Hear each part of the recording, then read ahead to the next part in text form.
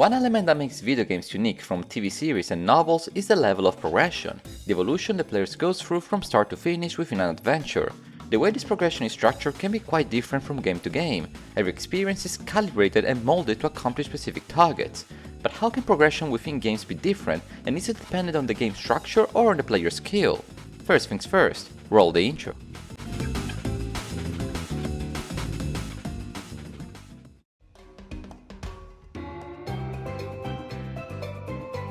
This summer I've been playing a wonderful game that is Shigeru Miyamoto's Pikmin 4, a title that, just like the third entry on the Wii U, I adore from start to finish. The real-time strategy title from Nintendo is simply splendid, and I cannot recommend it enough. One of the elements that makes the game fun to play is its day-night mechanic. Exploration takes place in separate expeditions, where the player slowly explores areas in 15-30 minutes timeframes before dusk falls. Every time a new expedition starts, the player's skill and knowledge is greater than the previous time, and the time before that. The game is great because the pauses between expeditions create a great feeling of progression.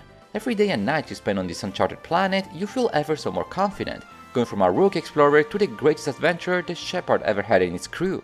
And this got me thinking, how does exactly one shape the proper progression system within a video game? Is it something that is inherent, that needs no design since it's natural that the player gets good, or something that can be adjusted and perfected in order to deliver the greatest feeling possible to the player?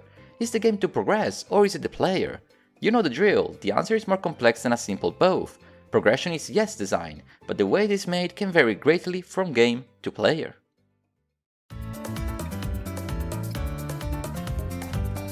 While many games are structured in many different ways, virtually all titles that I've played have some sort of progression. It is natural for us all to start a game in one way, playing cautiously and making mistakes, to finish them playing smoothly and with lots of confidence. Developers know this quite well, and thus often have gradual difficulty levels, often kickstarting an adventure with an easy tutorial to finish off with a challenging final boss. But what about the in-betweens? How do you design the progression itself? Well, the answers are many, but in general I would say that there are two ways to structure progression, guided and free, and there are two ways a player absorbs progression, directly and indirectly. I will explain the player in the second block, but now the game progression. An example of guided progression would be a game where the player's character becomes stronger during the adventure. In a game like Borderlands for instance, the character the player controls levels up after every encounter and after completing quests, meaning that no matter the order of actions, it is hard for them not to progress within the game. A progression that is freer would be a game like Minecraft, where no world is the same and the playthroughs are based entirely on the player's skill and knowledge. The game teaches nothing to the player, there is no tutorial nor a true objective apart from what the player wishes for. Despite this, there is progression in the game. There are stronger and rarer enemies, minerals and locations to uncover, but how the player approaches the world is entirely up to them, and every Steve plays the same. But of course, these are two extremes. Virtually no game is either fully guided nor fully free when it comes to its progression. Many are the titles that fall somewhere in the middle, and a good combination of these two works best. It is important to balance the right elements to the right game.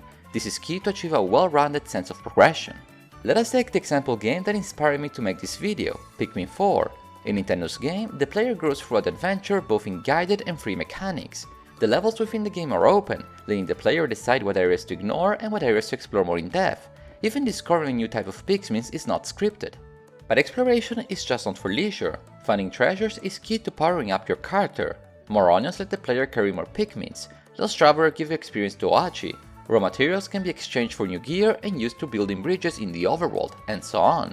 This means that the game has a fair balance between the player getting more knowledgeable and thus smarter, but also better equipped by progressing day after day despite what they choose to do. The challenge is where to draw the line between guided progression and free progression. On one hand, as a player, you do not want to be told what you can and cannot do. I found it quite frustrating that in an action-adventure game like Far Cry 6, a headshot is not always enough to take down an enemy. However, too much freedom may lead to a monotonous experience, where the player's moveset remains the same for 15 plus hours. To reach this balance, tools to manage progressions can be applied to games. A good example of such a tool would be a skill tree, or in general any mechanic that allows the players to learn new abilities. On one hand, a skill tree is a great tool to manage the player's progression, to guide it in such a way that the title does not feel overwhelming. It makes sense to teach new abilities throughout the adventure rather than to give all secret abilities all at once. But on the other hand, this may be perceived as an artificial break to the player's skill. Titles like Dark Souls 3 rely on the player's ingenuity and pure fighting skills to fight off stronger enemies, so a tool that artificially empowers the character more with time would feel like a cheat code. This is not to say that games that have skill trees are inherently easy, but they do tend to be more permissive. Levels are another tool to regulate progression. Games that have them implicitly want to guide the player from area to area, by making sure the player does not reach too far too quickly. Not always levels are just a number that increases, at times they are hidden in other ways.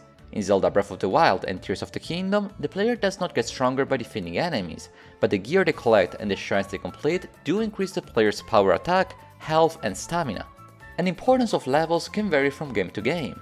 As said in another video, JRPGs tend to be quite strict, not giving a chance to the player to face off stronger enemies. In a game like Dragon Quest XI, there is simply little to do but to grind if you desire to progress towards more challenging areas, by either completing quests or defeating enemies. In Western RPGs such as Fallout or Skyrim, levels are still a thing, but toned down, less limiting factors. And note that levels do not exist in a vacuum. More often than not, games that have a leveling system also have various other upgradable items such as armors, weapons, magics and other useful skills. Giving new armors to Geralt in The Witcher or useful items to your party members in Xenoblade has virtually the same effect as leveling up. All these parts of gameplay are ways to guide the progression, ways for games to control and in some extremes lock progression to a predetermined pace. As stated, this is not inherently bad, but it is important to observe and to be aware of how a game designs its progression while playing it. When playing a Pokemon title like Black and White, I know that the scope of the game is to train your team and not to rush the storyline. Therefore, the progression pace is low by design, and the game is much more enjoyable when this pace is matched rather than broken. What fun would it be to bash one's head against the gym leader with Pokemons 20 levels above yours? Meanwhile, when I play a game like Metal Slug or Cuphead, I do not want to level up to outclass the bosses without a challenge, but rather desire to have the same starting conditions as everybody else who's playing the game. A pure challenge derived from skill and not from grind. Same goes for platforming games like Super Mario Bros. Wonders or any games that focus on skill rather than leveling up. The progression in games is part of their design, and it can be changed by the developers by using various tools. I think I made this quite clear, but as I always say, it takes two to tango. What about the player? How do they progress throughout the adventure? How do they develop within the gaming experience?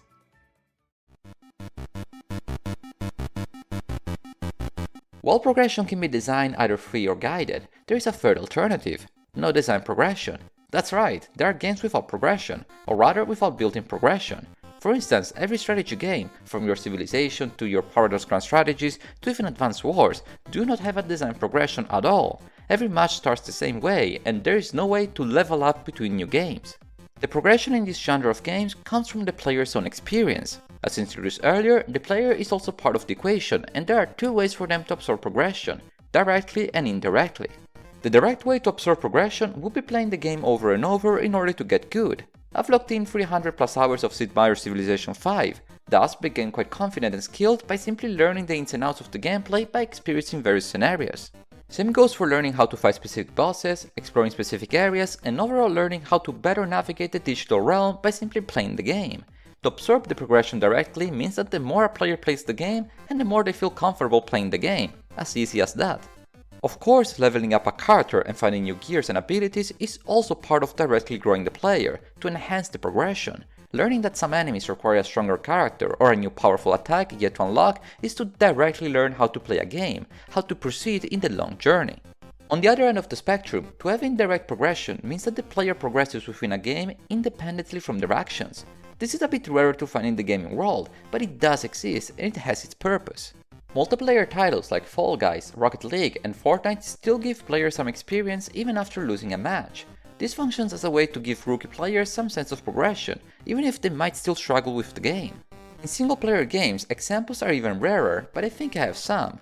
Even if you lose an encounter in Pokemon and respawn at the Poké Center, the experience gained from the battles still remains, making it easier for the player to face off the same enemy even directly after respawning. Going back to Pikmin 4, the title does rely heavily on the player getting better at the game, since enemies become stronger and puzzles become more complex, but it does not punish the player if they do not fully optimize every expedition. There can be days in the adventure where the player does not achieve much, but even these days are not wasted, in fact they are still rewarded. The reasons why games would have indirect absorption or progression is to ease the challenge, something that may help the game's fruition.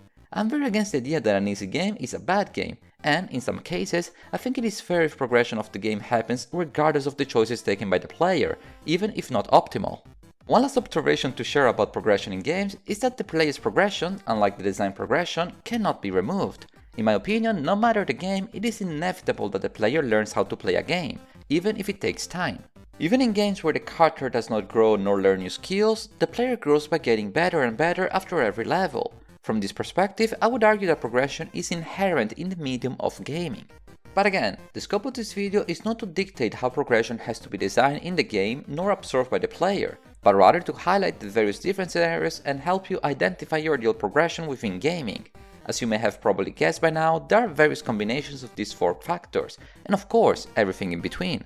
The way progression is designed in a game cannot be changed by the player, or at least not if the game is played as intended. But the way the player progresses, well, that is indeed up to you.